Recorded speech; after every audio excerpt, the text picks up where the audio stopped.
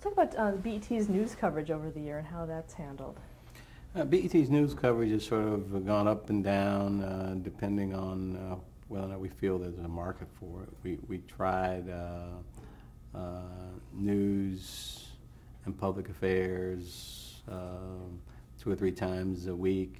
We've tried it once a week on the weekends. We've tried Sunday afternoon talk show.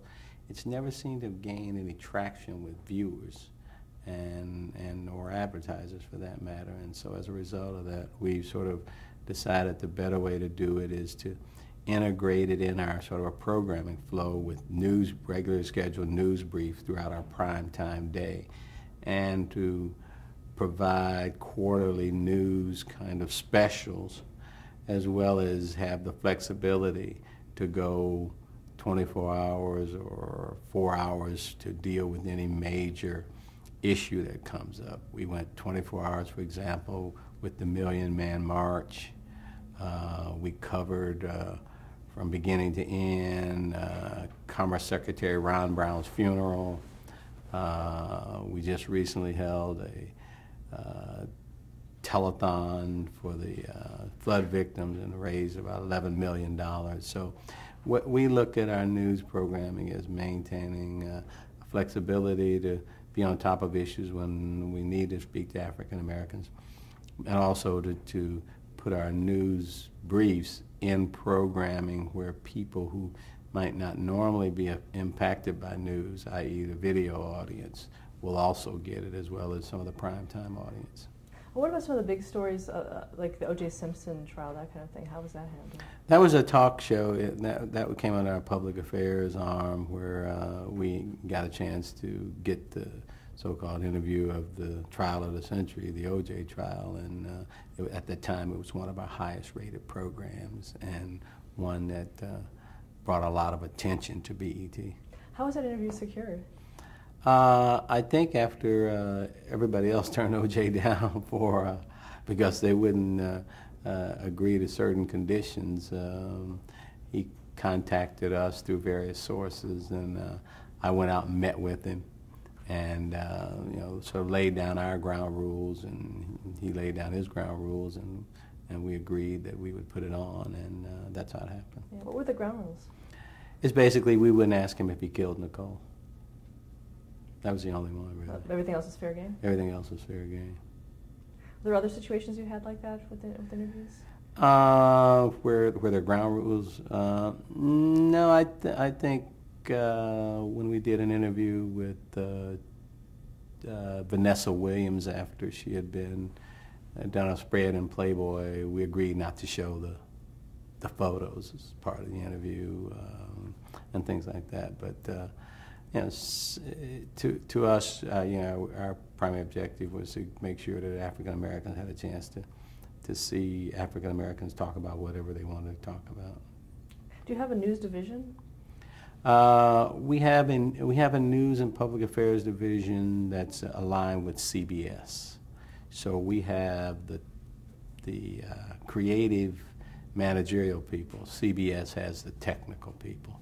So it works out well for us. We get access to their tremendous research and programming ability and technical ability, and we put our own face to it.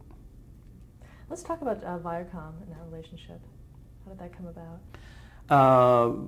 Viacom came about because at one point John Malone and I were looking at what we would do with BET for the long haul. The company had gone public in '91 as the first African-American company publicly traded on the New York Stock Exchange. And John and I bought the company back private in '98. And we were sort of discussing after that, after we had taken the company back private, how do we continue to grow it and at the same time create an exit strategy for Liberty Media, John's company. At one point we were discussing buying radio stations as part of our strategy. And about the time that we were looking to buy radio stations, AOL merged with Time Warner. And it occurred to us that this was sort of the highest valuation for media companies you'd ever see in a long time. And so John had had a conversation earlier with Sumner Redstone, where Sumner was looking to maybe buy Discovery from Liberty. John said Discovery wasn't for sale, and Sumner said, well, what about BET? And he said, well, I don't know if BET is for sale either. You should talk to Bob Johnson. Well, he called me, and I said, gee, Sumner, I don't think it's for sale. We might like you as a partner, but I'm not ready to sell. But I said, I'll talk to you. And so later on, I went up, Deborah Lee and I went up and meet with Sumner and Mel, and we talked about it. And I asked him, he asked me what was my goal for BET, and I said to make it the preeminent African-American company in the world. And he said that would be our goal too at Viacom. And as we got to talk and got to get to know each other better, I'd known Sumner for over 20 years, Mel for about 10, I realized that here was an opportunity to make sure that BET was placed in a strong brand-oriented company like Viacom, and one that had a sensitivity to BET's independence. And so we struck a deal that sold BET to Viacom. Now, how were you able to maintain that independence? I just basically told them that as long as I was there, the company was going to run the way I ran it with John Malone. And if they wanted me to stay at the company for the 5 years I was going to sign the contract, it had to be independent. I would only report to Sumner or Mel. I wouldn't report to Tom Fresson, even though Tom and I are really good friends and we really like each other. I just felt that BET had to report to this owner or CEO, both because it was a unique product. Its audience had a unique demand on it as a voice, and that's the way I'd been running it for the past 20 years, so there was no way I was going to change if I were going to stay. And they said, no, this is exactly what we want you to stay. We want it to be independent. And so that's the way it was struck, and it'll continue that same independence under Deborah Lee, I believe. Now, what is your working relationship with Sumner Redstone?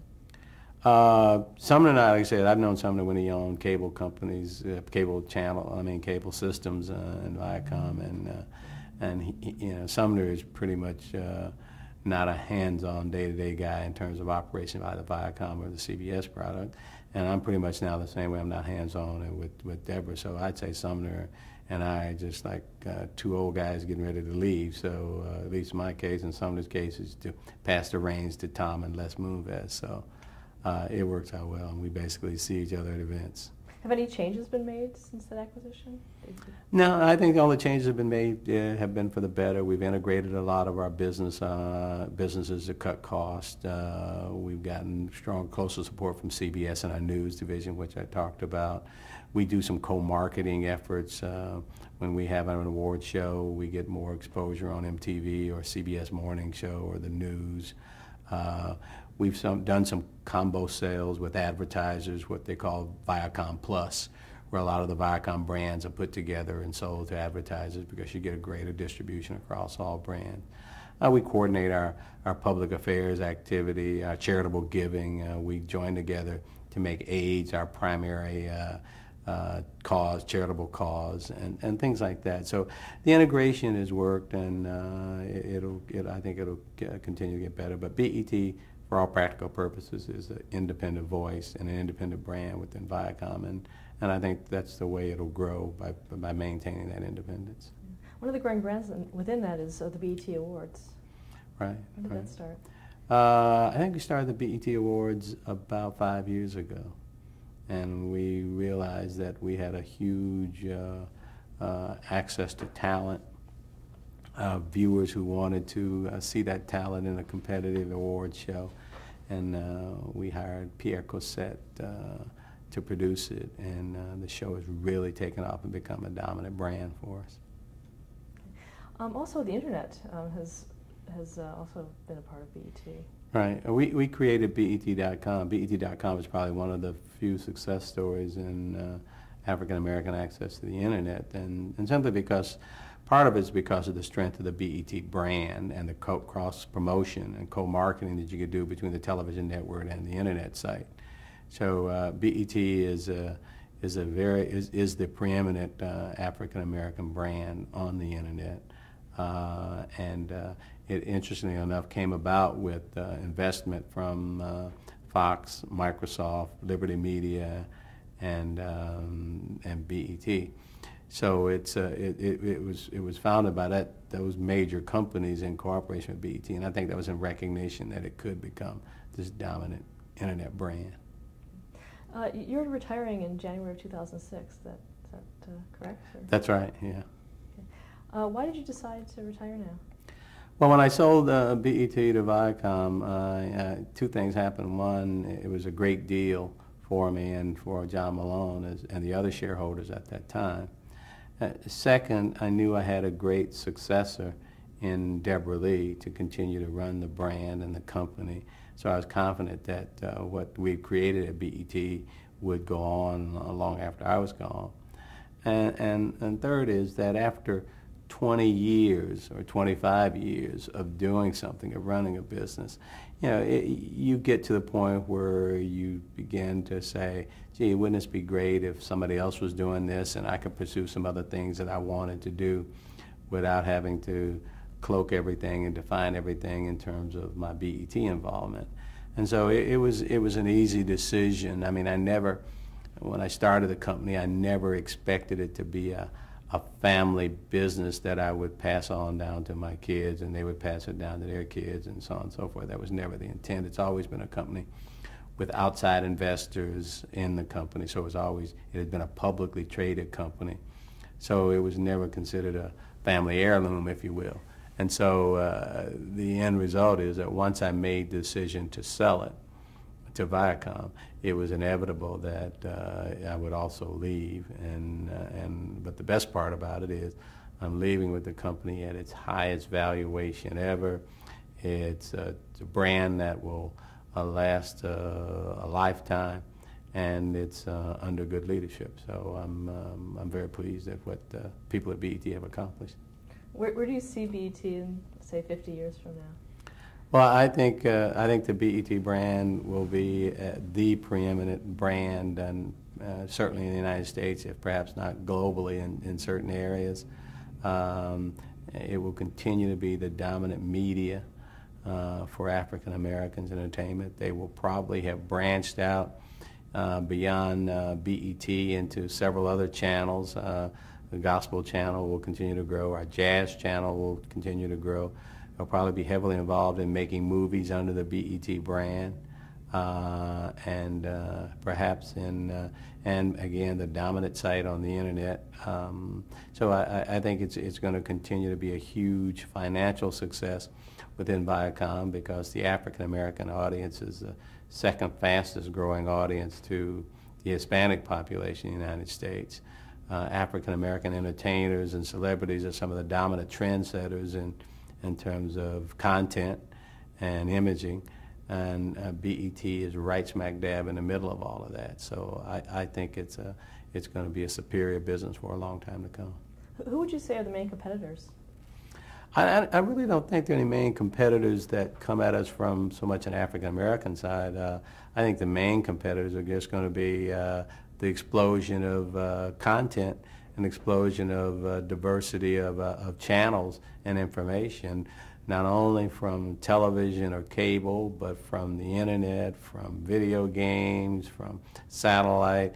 It's just going to be so many choices that are going to be available to people that only those companies that have strong, emotionally connecting brands, like a BET, I think are going to have an advantage, because ultimately you or I will be our own programmer. We will sit back in front of our TV/computer/ broadband system and program our entire day, not based on the programmer's choice at CBS or UPN or ESPN, but our own choice. So we'll grab a slice of ESPN, we'll grab a slice of BET, we'll grab a slice of A&E, we'll grab a slice of Discovery, we'll program news when we want to see it, we'll kill commercials when we don't want to see it in some shows, we'll accept commercials in others.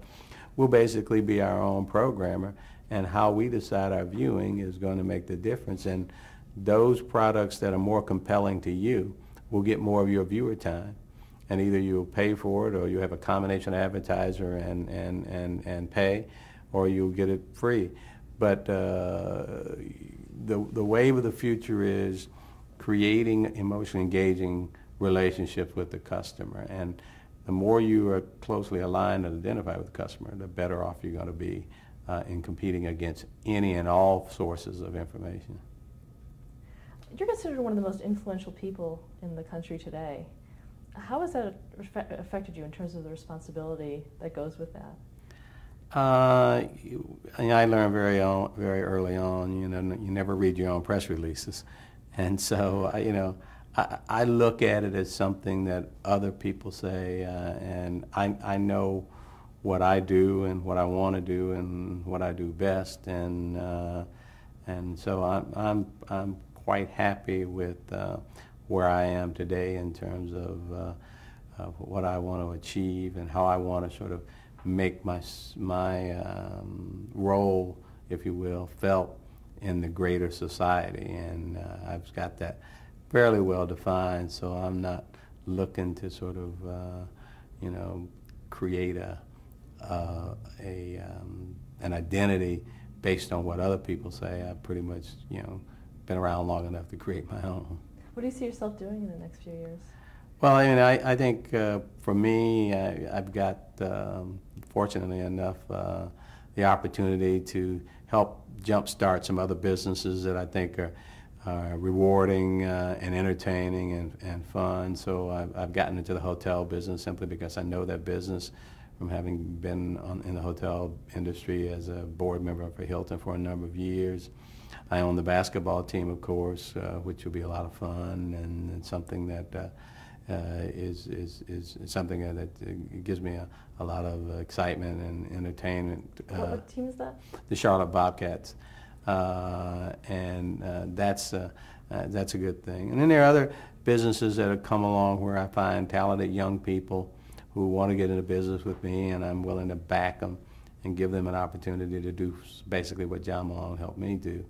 I'm also probably will be launching a low-budget feature film company, movie company, sometime in '06. And again, it's just something I think that'll be fun, something that nobody's ever done. I tend to like to do businesses where no other African American has been sort of able to make it a success. Not that they haven't tried, or not that I'm any brighter than they are.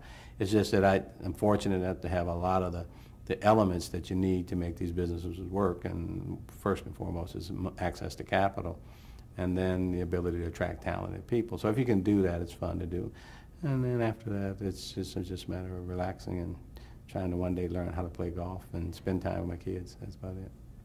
If you had to pick one, what would you think is your most important decision that you made at BET? I think the most important decision I made at BET was to go to John Malone and ask him to be my partner. If anybody is responsible for BET's existence, it's John Malone. I mean, he was critical, not only for the money, but he was like a stamp of approval when I started BET, and I'd go to cable operators and then they'd say, well, who's in the deal? And I'd say Malone. Well, automatically that stamp of approval would get their attention. When we needed to borrow money from a bank on a startup company, they'd say, well, who else is in this deal? And I'd say John Malone. And again, these banks would say, well, Malone's one of the smartest guys we know. If he's willing to back you, I'm willing to back you. And the same thing. So that decision to involve John, and then the fact that John served on BET's board in some capacity for almost 20 years, just continued to demonstrate his support for it. And so without that connection, I don't think BET would be what it is today. Any regrets in terms of decisions that you've made? Yeah, I think we probably made a mistake of not buying radio about 91 when BET went public. We had a lot of money. Radio was relatively cheap. We probably could have been the dominant African-American radio station ownership group in the country had we jumped into radio. That's the one that I think that got away. What do you think is the power of television in today's society?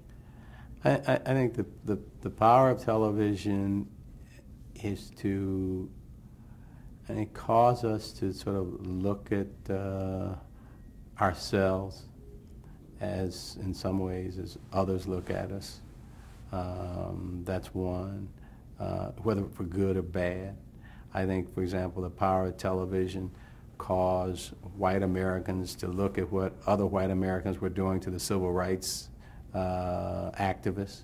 And I think that influenced the civil rights movement in the United States, not that because of the impact it had on blacks, but the impact it had on whites. And I think television had an impact on this country in the Vietnam War.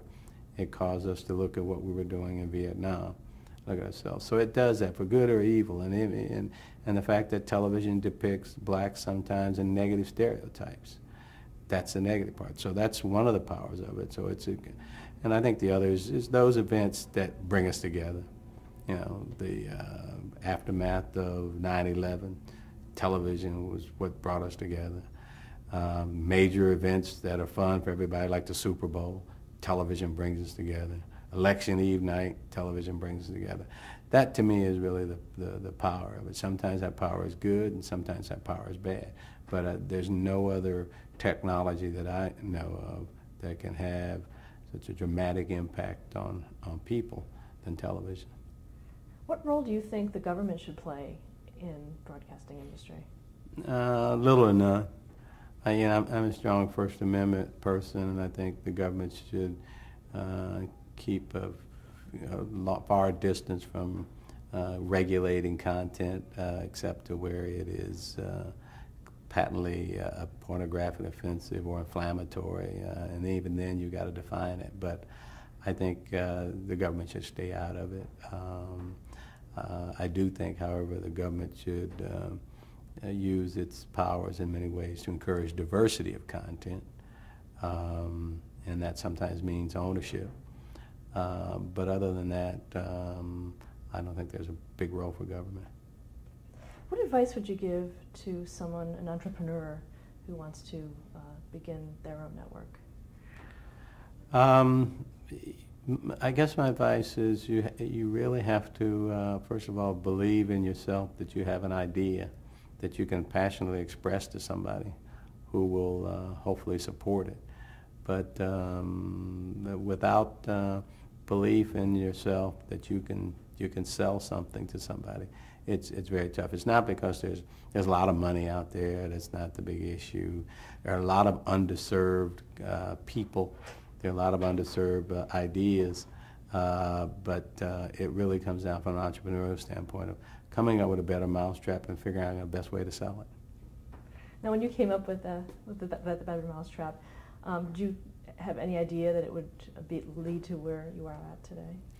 Yeah, I thought BET, after we crossed over and became profitable about 5 years after the company started, would continue to grow and be the dominant company that it is today. I had no doubt about it, because once you looked at what was in front of it, there was tremendous growth of cable television. We had the support of some of the largest cable companies as our investors. We had a clearly defined programming formula, and we had a management focus that kept our eye on the prize, so to speak. So to me, it was just a matter of how big would it get, and then what do you want to do with it after it gets big enough. What is your opinion about the broadcast networks and the African American community today? I think broadcasters are what they are. They're a mass appeal product designed to appeal to broad audiences. That's what they sell. And the African American audience for broadcasters is not a mass audience. And so it's by their nature that they sell to the largest viewing audience, or in some cases the lowest common denominator. And in order to do that, you don't take a lot of risk. And most broadcast owners, most broadcast producers don't take risk. Because if you take a risk and you lose your market, it goes to somebody else and it's hard to get back. So the smartest thing to do is to go after the largest audience, lowest common denominator product, and everybody else to copy off of that. And that's the safe way to be successful in broadcasting.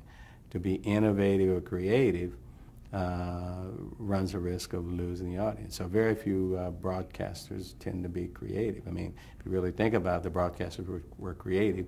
They would own all the cable channels because they had all the wherewithal, they had the distribution, they had the marketing, they had the political relationships, but No broadcasters started CNN.